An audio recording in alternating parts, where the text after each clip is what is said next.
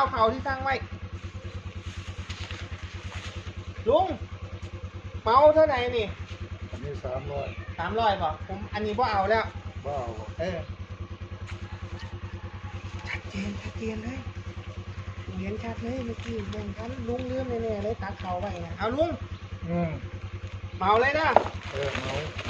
เดี๋ยวไปเฮ็ดที่เงินหลาย อุ้ยกะซื้อไว้อันแหละคันเมามันถือกว่าบ่แม่นบ่ ซื้อไว้กิน เออ เอาไม่ได้น่ะนะ เออมันหมาได้ลุงจะได้เลิกไว้ มาอยู่แล้วมาอยู่แล้วมา